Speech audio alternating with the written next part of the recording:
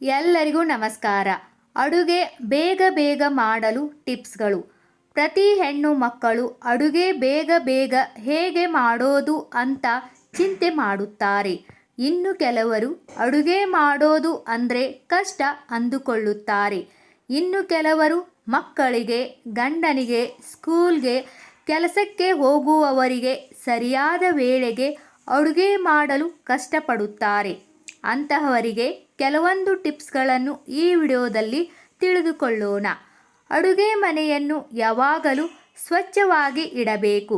ಹೀಗೆ ಇದ್ದರೆ ಅಡುಗೆ ಮಾಡಲು ಮನಸ್ಸಾಗುತ್ತದೆ.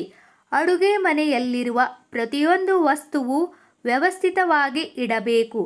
ಎಲ್ಲೆಂದರಲ್ಲಿ ವಸ್ತುಗಳನ್ನು ಇಡಬೇಡಿ. ಯಾವಾಗಲೂ ಗ್ಯಾಸನ್ನು ರಾತ್ರಿ ಹೊತ್ತು ನೀಟಾಗಿ ಒರೆಸಿ ಸ್ವಚ್ಛವಾಗಿ ಇಡಿ. ಹೀಗಿದ್ದರೆ ಬೆಳಿಗ್ಗೆ ಅಡುಗೆ ಮಾಡಲು ಸುಲಭವಾಗುತ್ತದೆ. ರಾತ್ರಿ ಹೊತ್ತು ಎಷ್ಟೇ ವೇಳೆಯಾದರೂ ಮುಸುರೆ ಪಾತ್ರೆಗಳನ್ನು ತೊಳೆಯುವ ರೂಢಿ ಇಟ್ಟುಕೊಳ್ಳಿ. ರಾತ್ರಿ ತೊಳೆದ ಪಾತ್ರೆಗಳನ್ನು ಹಾಗೆ ಇಡಬೇಡಿ. ಬೆಳಿಗ್ಗೆ ಜೋಡಿಸಲು ಬರುತ್ತೆ ಅಂತ ಇದರಿಂದ ಬೆಳಿಗ್ಗೆ ಅಡುಗೆ ಮಾಡಲು ಬೇಕಾದ ಪಾತ್ರೆಗಳು ಬೇಗ ಕೈಗೆ ಸಿಗುವುದಿಲ್ಲ. ಇದರಿಂದ ಕೂಡ ಅಡುಗೆ ಮಾಡಲು ಲೇಟ್ ಆಗುತ್ತೆ. ಹಾಗೆ ನೀವು ತೆಗೆದುಕೊಳ್ಳುವಾಗ ಅದರ ಸೌಂಡ್ಗೆ ಮಲಗಿದವರಿಗೆ ತೊಂದರೆ ಆಗುತ್ತೆ. ಹಾಗಾಗಿ ರಾತ್ರಿನೇ ಎಲ್ಲ ಪಾತ್ರೆಗಳನ್ನು ಜೋಡಿಸಿ ಇಡಿ. ಗ್ಯಾಸ್ ಕಟ್ಟೆಯ ಮೇಲೆ ಯಾವುದೇ ಪಾತ್ರೆ, ಬುಟ್ಟಿ, ಡಬ್ಬಿಗಳನ್ನು ಇಡಬೇಡಿ. ಇದರಿಂದ ಅವುಗಳನ್ನು ಆ ಕಡೆ ಈ ಕಡೆ ಇಡುವುದರಲ್ಲಿ ವೇಳೆಯಾಗುತ್ತೆ ಅಡುಗೆ ಮಾಡಲು. ಬೆಳಿಗ್ಗೆ ಪೂರ್ತಿ ಗ್ಯಾಸ್ ಕಟ್ಟೆ ಖಾಲಿ ಇದ್ದರೆ ಬೇಗ ಬೇಗ ತರಕಾರಿ ಕಟ್ ಮಾಡಲು, ಮಾಡಿದ ಅಡುಗೆ ಮಾಡಲು ಬೇಕಾದ ವಸ್ತುಗಳನ್ನು ಇಡಲು ಸಹಾಯ ಆಗುತ್ತದೆ. ಬೆಳಿಗ್ಗೆ ಕೆಲಸಕ್ಕೆ ಹೋಗುವರು, ಸ್ಕೂಲ್ಗೆ ಹೋಗುವವರ ಡಬ್ಬಿ, ಬಾಟಲ್ ಎಲ್ಲವನ್ನು ತೊಳೆದು ಒಂದು ಸಣ್ಣ ಸಣ್ಣ ಹೋಲ್ಗಳಿರುವ ಬುಟ್ಟಿಯಲ್ಲಿ ಇಡಿ. ಇದರಿಂದ ಅವು ಡ್ರೈ ಕೂಡ ಆಗುತ್ತೆ. ಬೆಳಿಗ್ಗೆ ಅವುಗಳನ್ನು ಹುಡುಕುವುದು ಕೂಡ ತಪ್ಪುತ್ತೆ. ಅಡುಗೆ ಮನೆಯಲ್ಲಿ ಅಡುಗೆ ಮಾಡಲು ಬೇಕಾದ ಪದಾರ್ಥಗಳು ನಿಮಗೆ ಕಾಣುವ ಹಾಗೆ ಡಬ್ಬಿಯಲ್ಲಿ ಇಡಿ. ಸ್ಟೀಲ್ ಡಬ್ಬಿಯಲ್ಲಿ ಇಟ್ಟರೆ ಅವುಗಳ ಮೇಲೆ ಸ್ಟಿಕ್ಕರ್ ಹಚ್ಚಿ ಹೆಸರು ಬರೆದಿಟ್ಟುಕೊಳ್ಳಿ. ಬೆಳಿಗ್ಗೆ ಅದು ಎಲ್ಲಿದೆ ಅಂತ ಹುಡುಕುವುದರಲ್ಲಿ ಸಾಕಾಗಿ ಹೋಗುತ್ತೆ. ಹೆಣ್ಣು ಮಕ್ಕಳು ಒಂದು ವಾರಕ್ಕೆ ಬೆಳಿಗ್ಗೆ ಏನೇನು ಅಡುಗೆ ಮಾಡಬೇಕು ಅಂತ ಲಿಸ್ಟ್ ಮಾಡಿಕೊಳ್ಳಿ. ಅದಕ್ಕೆ ಬೇಕಾದ ಪದಾರ್ಥಗಳನ್ನು ತಂದು ಇಟ್ಟುಕೊಳ್ಳಿ. ಹೀಗೆ ಮಾಡುವುದರಿಂದ ಅಡುಗೆ ಮಾಡಲು ಅದು ಇಲ್ಲ ಇದು ಇಲ್ಲ ಅಂತ ಯೋಚನೆ ಮಾಡೋದು ತಪ್ಪುತ್ತೆ. ರಾತ್ರಿ ಹೊತ್ತು ಬೆಳಿಗ್ಗೆ ಅಡುಗೆ ಏನು ಮಾಡಬೇಕು ಅಂತ ಮೊದಲೇ ಯೋಚನೆ ಮಾಡಿ ಅದಕ್ಕೆ ಬೇಕಾದ ಪದಾರ್ಥಗಳನ್ನು ತಯಾರಿ ಮಾಡಿ ಇಡಬೇಕು. ಹೀಗೆ ಮಾಡುವುದರಿಂದ ಅಡುಗೆ ಮಾಡಲು ಸುಲಭವಾಗುತ್ತದೆ. ಕೊತ್ತಂಬರಿ, ಬೆಳ್ಳುಳ್ಳಿ, ಕರಿಬೇವು, ಬೀನ್ಸ್, ಸೊಪ್ಪುಗಳು ಮುಂತಾದ ತರಕಾರಿಗಳನ್ನು ಕಡಿಯಿಂದ ಬಿಡಿಸಿ ಒಂದು ಡಬ್ಬಿಯಲ್ಲಿ ಇಟ್ಟುಕೊಳ್ಳಬೇಕು. ಜೋಳದ ಹಿಟ್ಟು, ಗೋಧಿ ಹಿಟ್ಟು ಮೊದಲೇ ಎಲ್ಲವನ್ನು ಜರಡಿ ಹಿಡಿದು ಡಬ್ಬಿಯಲ್ಲಿ ಹಾಕಿ ಒಂದು ಪ್ಲೇಟ್ ಇಟ್ಟುಕೊಳ್ಳಿ.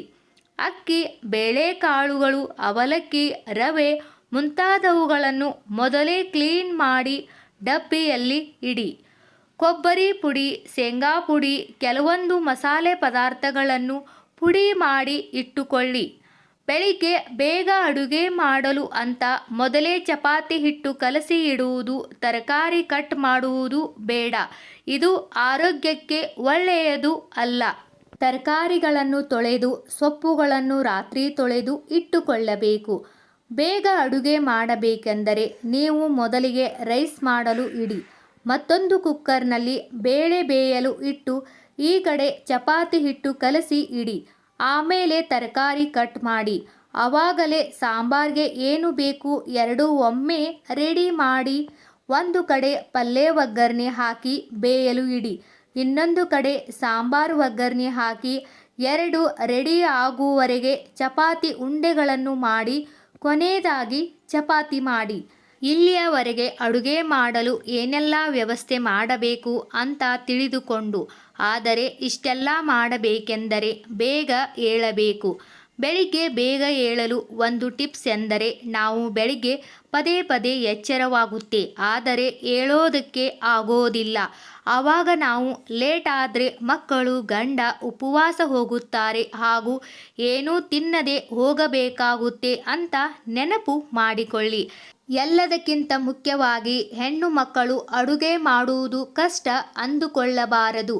ನಾವು ಇದು ನನ್ನ ಮನೆ, ಗಂಡ ಮಕ್ಕಳು ಮನೆಯವರಿಗೆ ಪ್ರೀತಿಯಿಂದ ಅಡುಗೆ ಮಾಡಬೇಕು, ಕಾಟಾಚಾರಕ್ಕೆ ಮಾಡಬೇಕು ಅಂತ ಅಡುಗೆ ಮಾಡಿದರೆ ಅಡುಗೇನೂ ಚೆನ್ನಾಗಿ ಆಗೋದಿಲ್ಲ, ಆರೋಗ್ಯ ಕೂಡ ಹಾಳಾಗುತ್ತದೆ. ನಮಗೆ ಸ್ವಲ್ಪ ಕಷ್ಟ ಅನಿಸಿದರೂ ನಮ್ಮಿಂದ ಎಲ್ಲರೂ ಹೊಟ್ಟೆ ತುಂಬ ಊಟ ಮಾಡುತ್ತಾರೆ ಅಡುಗೆ ಚೆನ್ನಾಗಿ ಇದ್ದರೆ. ಇವಾಗಂತೂ ಹೇಗೆ ಅಡುಗೆ ಮಾಡೋದು ಅಂತ ಚಿಂತೆ ಇಲ್ಲ. ನಿಮಗೆ ಯಾವ ಥರ ಅಡುಗೆ ಬೇಕೋ ಅದು ಯೂಟ್ಯೂಬ್ನಲ್ಲಿ ಆರಾಮವಾಗಿ ನೋಡಿಕೊಂಡು ಮಾಡಬಹುದು. ಬೆಳಿಗ್ಗೆ ಅಡುಗೆ ಮಾಡುವಾಗ ಆದಷ್ಟು ಸಿಂಪಲ್ ಆಗಿ ಟೇಸ್ಟಿ ಮತ್ತು ಆರೋಗ್ಯವಾಗಿರುವ ರೆಸಿಪಿ ಮಾಡಲು ಪ್ರಯತ್ನ ಮಾಡಿ. ದಿನಾಲು ಬೆಳಿಗ್ಗೆ ಬೇಗ ಏಳಲು ಅಲಾರಾಂ ಇಡಿ. ಎದ್ದ ಕೂಡಲೇ 5 ನಿಮಿಷ ಧ್ಯಾನ ಮಾಡಿ. ಅಡುಗೆ ಮಾಡುವಾಗ ಆದಷ್ಟು ಫಾಸ್ಟಾಗಿ ಮಾಡಲು ಟ್ರೈ ಮಾಡಿ. ನಿಮ್ಮದೇ ಆದ ಒಂದು ಪ್ಲ್ಯಾನ್ ಮಾಡಿಕೊಳ್ಳಿ. ಅಡುಗೆ ಮಾಡುವಾಗ ರುಚಿ, ಶುಚಿ, ಪ್ರೀತಿ ತುಂಬಾ ಮುಖ್ಯ ಅಂತ ಹೇಳುತ್ತಾ ಈ ವಿಡಿಯೋನ ಮುಗಿಸ್ತಾ ಇದ್ದೀನಿ.